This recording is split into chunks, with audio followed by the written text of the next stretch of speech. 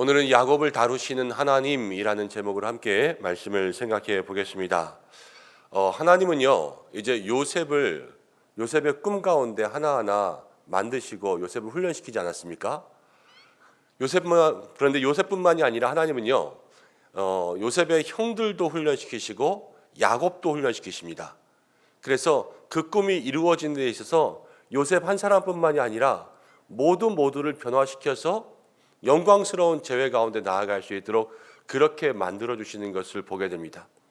하나님께서도 지금 이 순간에도 우리 모두를 다루시고 만지시는 줄로 믿습니다. 저 혼자만 만지시는 것이 아니라 여러분들 모두를 만지시고, 여러분들만 훈련시키시는 것이 아니라 저까지도 훈련시키셔서 우리 모두를 하나님의 뜻대로 만들어 가시는 거죠. 이 안에 그런 손길을 충만히 느낄 수 있는 저와 여러분들 되시기를 바랍니다. 애굽에 있던 요셉의 형들이 풀려났습니다. 시므온은 감옥에 두고 이제 다른 형제들은 요셉이 준 곡식을 가지고 돌아가는 길에, 그런데 돌아가다가 어디에 묵으면서 자루를 잠깐 풀었는데 곡식값으로 낸 돈이 그 자루 안에 들어있는 것을 발견하게 됐어요. 돈을 냈는데 그 돈이 다시 여기 들어있는 걸 보고 물건을 받아왔는데 돈도 있는 걸 보니까 깜짝 놀랐습니다. 이것은 분명히 나중에 애굽으로 돌아갈 때 우리가 돈을 내지 않고 곡식을 가져왔다라는 빌미를 잡히고 오해를 잡히기에 충분한 것이다, 이런 생각이 들었어요. 그리고 물건은 가져왔는데 돈을 냈는데 그 돈을 안 받고 가지고 왔으니까 이 돈은 어떻게 보면 정당한 거래의 값은 아니죠. 부당한 돈이란 말이에요. 이 돈을 보고 깜짝 놀라고 두려워했습니다. 자, 28절에 이렇게 나옵니다. 28절 한번 보십시오. 그가 그 형제에게 말하되 내 돈을 도로 넣었도다. 보라, 자루 속에 있도다. 이에 그들이 혼이 나서 떨며 서로 돌아보며 말하되 하나님이 어찌하여 이런 일을 우리에게 행하셨는가 하고, 이 돈을 발견하고요, 떨었어요. 두려워서. 그리고 하나님이 왜 이렇게 하셨는가, 이것을 서로 이야기하게 되었습니다. 지금 이 돈을 보면서 하나님이 이렇게 하시고 있다라는 것을 마음속에 생각하고 있는 것. 지금 하나님께서 요셉의 형들을 터치하고 강권적으로 만지고 계시는 거예요. 자, 창세기 37장에서 보면 요셉의 형들이 요셉을 노예로 팔았습니다. 노예로 팔 때 은 20을 받았어요. 지금 형들은 부당한 돈을 보고 깜짝 놀라지 않습니까? 그런데 제일 부당한 돈이 뭐냐면 창세기 37장의 은 20이에요. 동생을 팔고 받은 돈, 그 돈만큼 부당한 돈이 어디 있습니까? 근데 그 당시에는 그 돈을 받고 놀라지 않았어요. 동생을 판 돈을 받고도 좋아했거든요. 지금도 또 똑같은 돈이 생겼어요. 곡식을 받고 그래도 돈도 생겼으니까 좋은 돈이지만, 그러나 지금은 이 돈을 받고 두려워지게 생겼어요. 깜짝 놀라는, 똑같은 부당한 돈 앞에서 그들의 대응이 달라지고 있는 그러한 모습을 보게 되는 것이죠. 말씀 가운데 형들에게 요구하는 것이 무엇이냐면 진실함, 뉘우치고 진실하게 나아가는 것, 그것을 요구한다 말씀드렸잖아요. 지금 이들의 모습이 진실하기 위해선 이전에 아무런 느낌 없이 대하던 그 죄의 모습이 이제는 다르게 마음속에 두려움과 떨림으로 다가와야 된다는 것을 우리에게 깨닫게 하십니다. 어렸을 때 주일학교 다니면서 어머니가 교회 가서 헌금해라 그럼 1,000원 주시면 교회 가서 예배 드리면서 헌금 몰래 주머니에 넣었다가 예배 끝나고 오락실 가면서 그 1,000원 가지고 오락하고, 마음에 조금 찔리면 500원만 헌금하고 500원은 다시 챙겨뒀다가 집에 가면서 오락실에서 오락하고, 이랬던 그 500원에 대한 부당함이 나중에 어른이 되었어요. 그런데 11조 헌금을 10만 원 드려야 되는데 내가 5만 원만 내고 5만 원은 그냥 가지고 있어야지, 이렇게 해서 그 부당한 5만 원을 똑같이 가지게 된다. 이러면 그 사람은 어렸을 때나 컸을 때나 그 신앙의 별반 만지심과 변화됨이 없는 거 아닙니까? 똑같은 부당한 5만 원 앞에서 이러면 안 되지, 내가 온전히 하나님 앞에 드릴 수 있어야지, 이것이 마음속에 깨달아지고 그 5만 원에 대한 두려움이 생겨야 돼요. 우리가 신앙생활이 그랬습니다.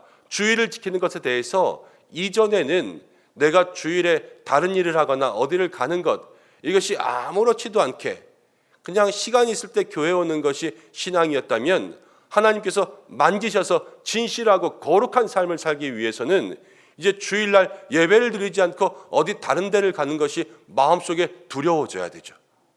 떨려야 되고 그것이 부담이 돼야 돼요. 그래야지 하나님 앞에 진실함으로 변화되고 있는 거 아니겠습니까?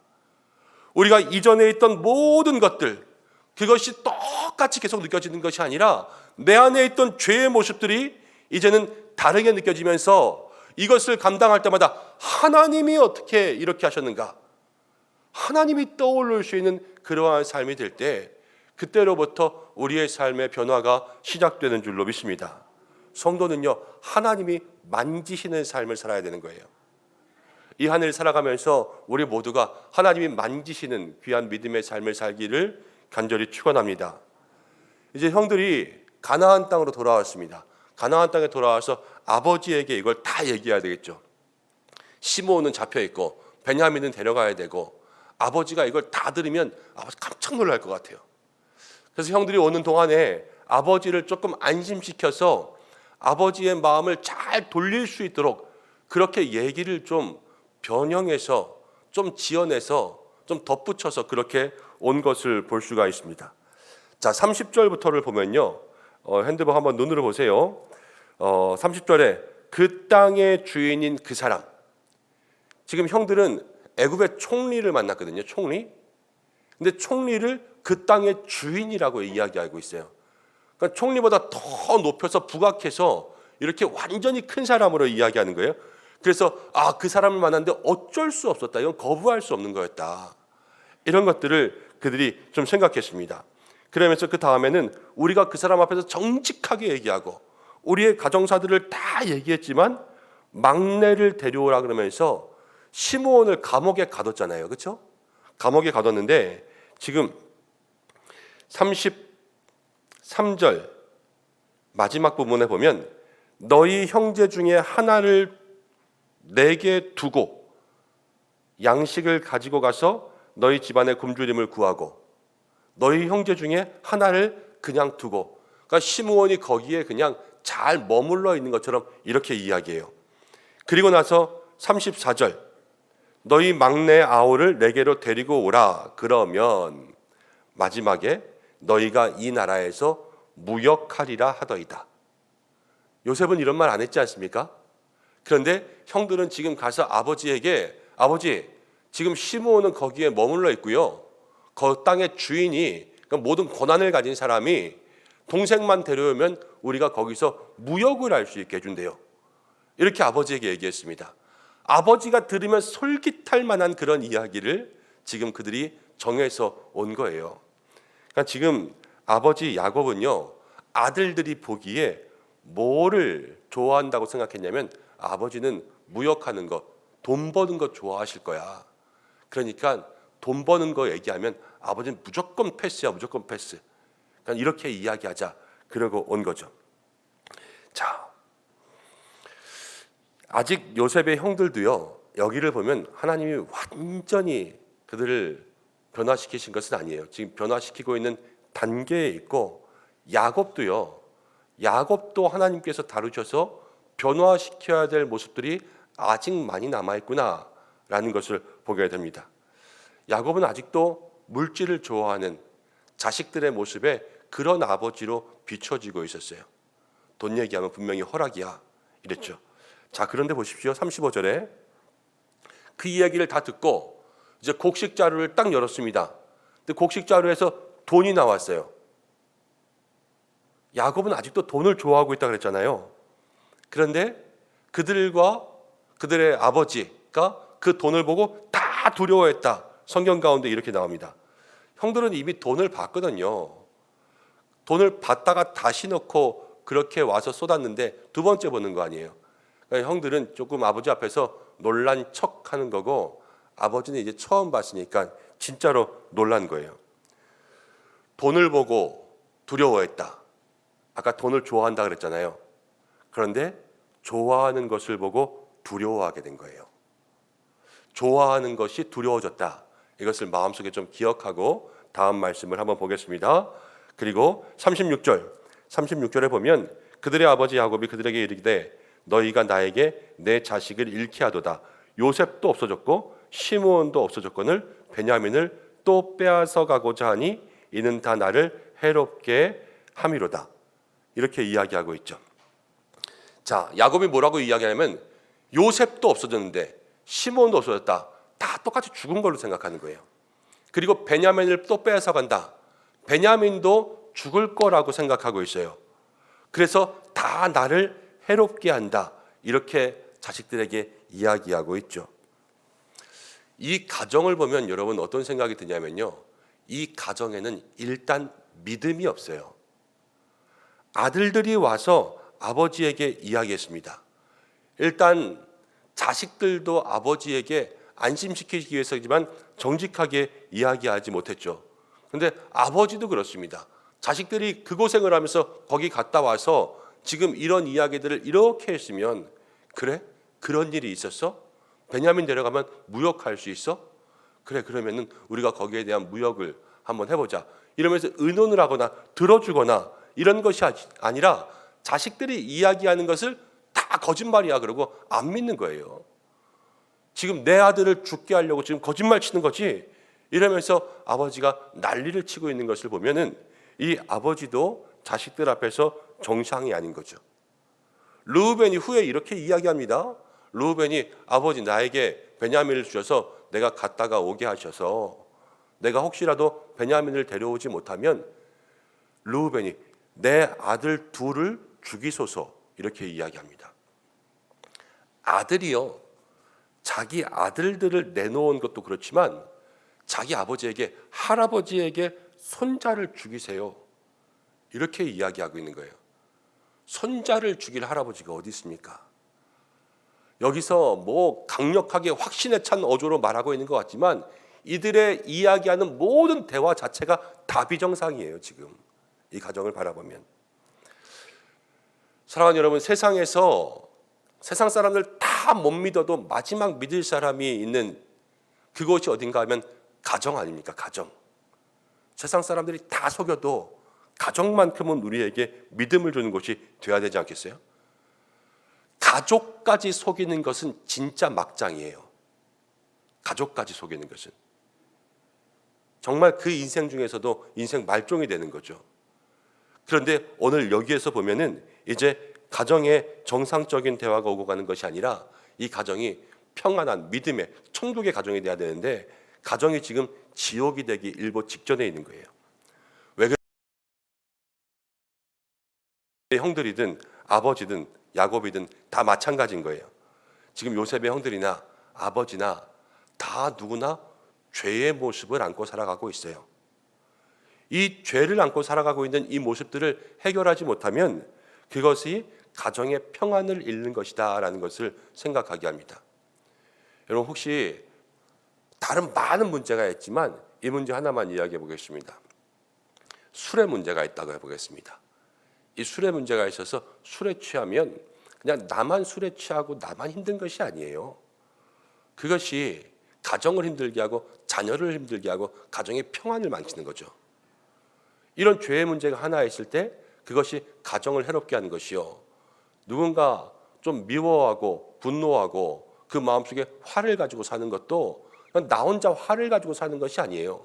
그 화가 가정을 또 자녀를 가정의 분위기를 다 변화시켜서 가정을 박살내는 결과를 가지고 오는 거죠.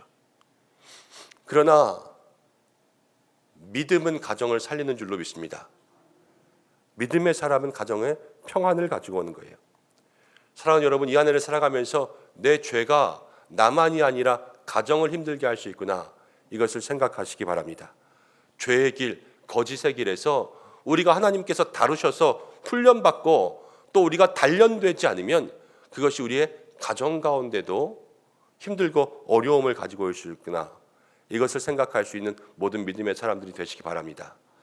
자, 이제 38절 보겠습니다. 38절 함께 읽어보겠습니다. 시작. 야곱이 이르되 내 아들은 너희와 함께 내려가지 못한다. 야곱이 말하죠. 내 아들, 내 아들이 누굽니까? 베냐민이죠. 베냐민은 너희와 함께 가지 못한다. 야곱은 베냐민은 자기 아들, 너희 다른 형제들과 구별하고 있습니다. 요셉에게 집착했었어요. 근데 요셉을 잃고 난 다음에 누구에게 집착했냐면 베냐민에게 집착해서 지금 베냐민은 내 아들, 다른 형들은 너희들, 이렇게 구별되어 있습니다. 여러분, 이런 말 들어보셨는지 모르겠습니다. 아프리카에서 원주민들이요, 원숭이를 잡을 때 어떻게 잡냐면 이렇게 항아리에 좁은 목이 있는 그 항아리 속에다가 곡식을 넣어둔다고 합니다. 그러면 원숭이가 와서 이렇게 보다가 안에 곡식이 있는 것을 보고 그 좁은 항아리에 손을 넣는데요. 그 곡식을 딱 집었죠. 그럼 항아리가 좁으니까 이걸 못 빼는 거예요. 그래서 원주민들이 그 원숭이를 잡으려고 이렇게 가면 놓고 빼고 도망가면 되는데 이거를 놓지 못하니까 계속 낑낑대다가 원주민들이 와서 원숭이를 잡는다, 이런 이야기를 들었습니다. 자, 그러면은 원숭이가 곡식을 잡았습니까? 곡식이 원숭이를 잡았습니까? 곡식이 원숭이를 잡는 거죠. 야곱이 그렇습니다. 베냐민에게 집착하고 있어요. 베냐민을 사랑하고 있죠. 야곱이 베냐민을 잡았습니다. 야곱이 베냐민을 잡았습니까? 베냐민이 야곱을 잡고 있습니까? 야곱은 베냐민에게 잡힌 거예요. 우리가 좋아하는 것, 사랑하는 것이요, 우리가 가진 것 같지만 다 우리가 거기에 잡혀요. 돈이 그렇습니다. 여러분, 돈을 잡은 것 같습니까? 돈에 집착하면요, 여러분들이 돈을 잡는 것이 아니라 돈이 여러분들을 잡아요. 우리의 삶 속에 내가 세상 가운데 집착하고 내가 세상 가운데 빠져있는 모든 것들이 내가 그것을 잡는 것이 아니라 그것이 나를 삼킨다라는 것을 기억해야 돼요. 그래서 우리의 삶을, 우리의 인생들을 좀먹고 가는 거죠. 하나님이 야곱을 다루시기 위해서, 야곱이 아까 돈을 좋아한다 그랬죠. 야곱이 잡고 있던 돈, 근데 그 돈을 보고 두려워했다 그랬지 않습니까? 이 잡고 있던 것을 두려워서 놓게 하시는 것, 이것이 하나님께서 야곱을 다루시는 방법이에요. 그리고 우리를 다루시는 방법이죠. 그리고 지금 하나님께서 또 야곱을 어떻게 다루시냐면, 야곱이 잡고 있는 그 베냐민, 이 베냐민을 놓을 수 있는 그러한 일들을 야곱에게 행하시고 있는 거예요. 자, 요셉의 형들은 진실해져야지만 요셉을 만날 수 있다 그랬지 않습니까? 그래서 이 진실함, 자꾸만 뉘우치고 진실하게 이야기하는 그러한 훈련들을 시키시는 거예요. 근데 야곱은요, 놓아야지만 지금 요셉을 만날 수 있어요. 무엇을 놓아야 되겠어요? 돈도 놓아야 되고, 야곱은 잡고 있던 베냐민을 놓아야지만 요셉을 만나러 갈 수 있는 거예요. 하나님께서 이것을 야곱을 통하여서 훈련시키시고 있는 것이죠. 그리고 우리들에게도 똑같이 훈련시키고 계십니다. 우리의 손에도 이 안에 잡고 있는 것들을 놓아야지만, 베냐민을 놓아야지만 요셉을 잡을 수 있는 것처럼, 우리의 손에 잡고 있는 것들을 놓아야지만 새로운 것들을 잡을 수 있도록 하나님께서 우리를 다루시고 우리를 만지시고 훈련시키고 계시는 줄로 믿습니다. 이것을 오늘 우리가 기억해야 되는 거죠.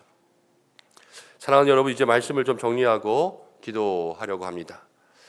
이 한 해 하나님께서 우리 모두를 만지시는, 하나님께서 우리를 다루시는 그러한 축복이 있기를 간절히 소원합니다.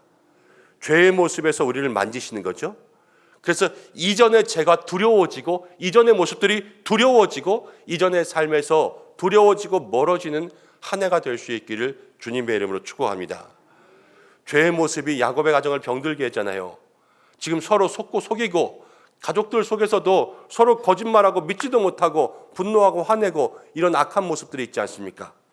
사랑하는 여러분, 믿음의 가정, 평안의 가정을 올 한 해 우리의 마음속에 소원하고 기도해야 될 줄로 믿습니다.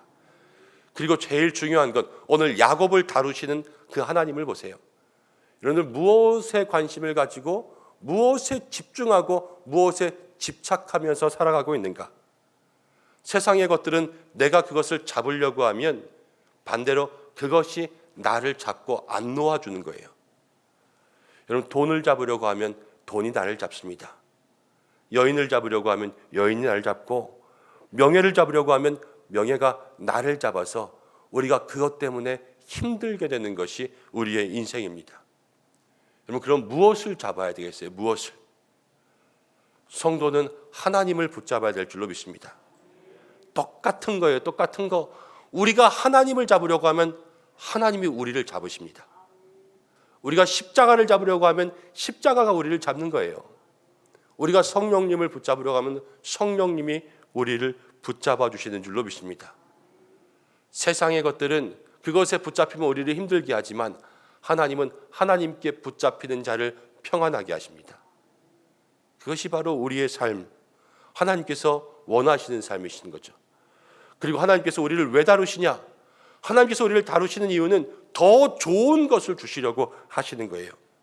집착하고 있던 베냐민을 놓아야 요셉을 잡을 수 있는 것처럼, 우리도 우리 손에 이 안에 붙잡고 있는 것들을 놓아야 더 큰 하나님을 붙잡을 수 있고, 내가 가지고 있는 것들을 내려놓을 수 있어야 이 손에 하나님 주시는 은혜와 은총을 가득 붙잡고 살아갈 수 있게 되는 줄로 믿습니다. 이 안에를 살아가면서 그 은혜를 누릴 수 있는 형통의 사람, 하나님 주시는 것을 붙잡을 수 있는 저와 여러분들 되시기를 주님의 이름으로 축복합니다. 우리 이 시간 잠시 기도하기 원합니다. 여러분, 말씀 붙잡고 좀 기도하겠습니다. 오늘 요셉의 형들 또 야곱을 보면서 우리가 몇 가지들을 함께 나누었습니다. 이전에 우리가 무심코 행했던 그러한 죄의 모습, 하나님 그 죄의 모습들을 깨닫게 하시고 그 모습들이 두려워지게 도와주옵소서. 내가 무심코 주의를 범했다면, 아니면 내가 무심코 거짓들을 행했다면 이제 그 모습에 내가 놀라게 하시고 그 모습에 소스라치게 하시고 그 모습이 두려워지게 역사해 주옵소서. 이것이 우리의 삶의 기도의 제목이 되어야 되고요. 또 두 번째는 하나님 가정을 지켜주옵소서. 가정에 평안 주시고 나의 부족함, 연약함 때문에 가정이 어려워지지 않게 역사해 주옵소서. 함께 기도하고, 하나님 오늘 야곱을 다루셨지 않습니까? 하나님 우리를 만지시는 줄로 믿습니다. 우리의 손에 잡고 있는 것들을 놓고 하나님이 붙잡게 해주시는 것을 붙잡기 위해서 내 손을 다 털 수 있는 우리의 모든 삶이 되게 역사하여 주옵소서. 오늘 이 기도의 제목 가지고 우리가 주님 앞에 잠시 기도하기 원합니다. 함께 기도하시겠습니다.